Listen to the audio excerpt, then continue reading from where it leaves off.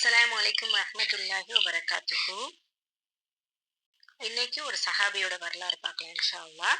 ஹஜ்ரத் Zayed இப்னு Thabit ரலியல்லாஹு அன்ஹு ஹிஜ்ரத் சென்ற போது அவருக்கு வயது 11.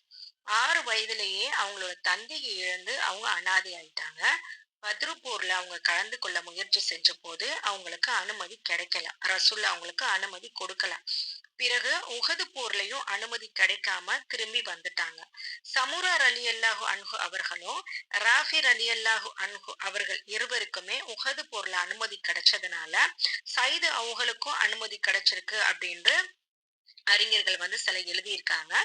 அதன் பிறகு நடைபெற்ற அனைத்து போர்களிலுமே அவர்கள் கலந்துக்கிட்டாங்க. யாரு? ஹஜ்ரத் சயீத் இப்னு தாபித் ரலியல்லாஹு அன்ஹு.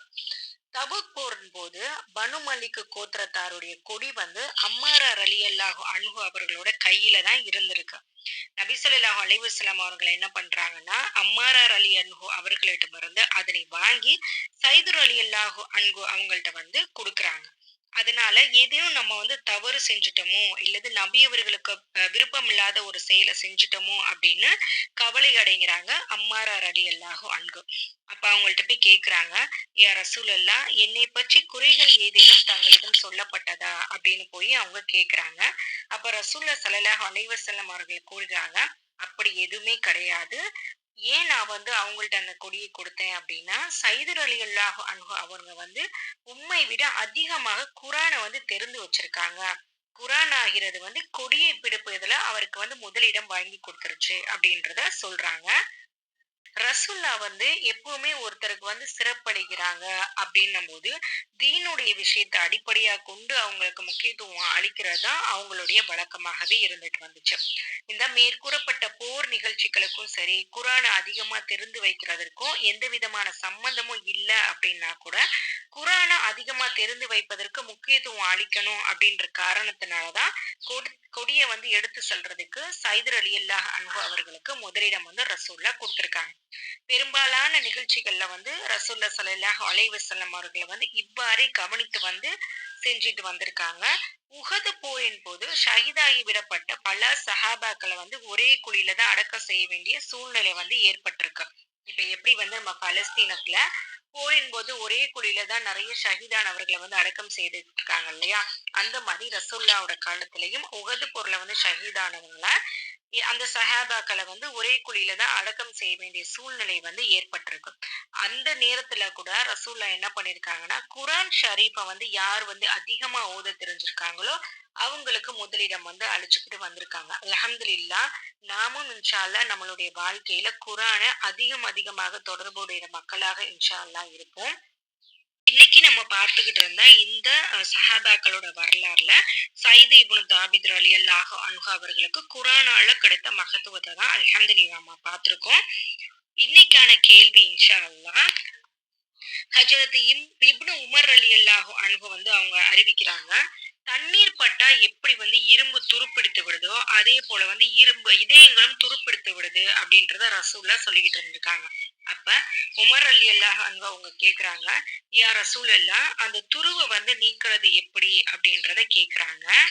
அப்ப ரசூலுல்லாஹ் ஸல்லல்லாஹு அலைஹி வஸல்லம் அவர்கள் உமர் ரலியல்லாஹு அன்ஹு அவங்க கிட்ட என்ன பதிலளிக்கிறாங்க அப்படின்றதா இன்னைக்கான கேள்வி இன்ஷா அல்லாஹ். தெரிந்தவர்கள் அனைவரும் கமெண்ட் பாக்ஸ்ல கமெண்ட் செய்யுங்க. தெரியலைன்னா நான் கமெண்ட்ல பின் பண்ணி வச்சிருப்பேன். இன்ஷா அல்லாஹ் பதில பார்த்து தெரிஞ்சுக்கோங்க. இதயம் ஒரு கண்ணாடியை போன்றது. அது எவ்வளவுக்கு எவ்வளவு மங்களா இருக்கோ அந்த அளவு என்னன்னா நாணத்தோட பிரதிபலிப்பையும் குறைச்சிடும். எந்த அளவு சுத்தமாகவும் தெளிவாகவும் இருக்கோ அந்த அளவு அதுல என்ன இருக்கோ அதோட நாணம் பிரதிபலிக்கும். அதோட அறிவு பிரதிபலிக்கும்.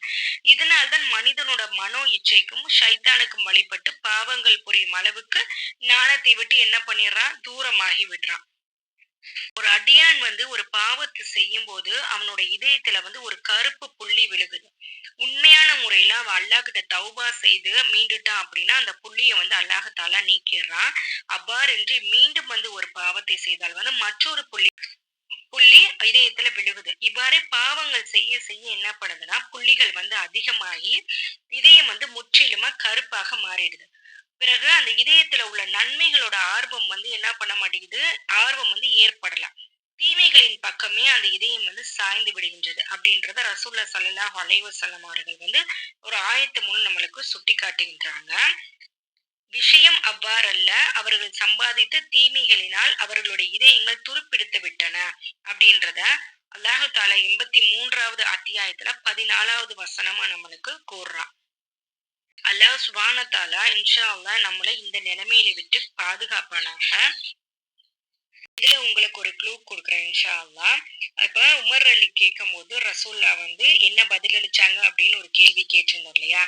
அதுக்கு ஒரு ஹதீஸ்ல வந்து இப்படி கூறுறாங்க. ரசூல்லா வந்து 2 உபதேசிகள வந்து நான் உங்ககிட்ட விட்டு சொல்றேன்.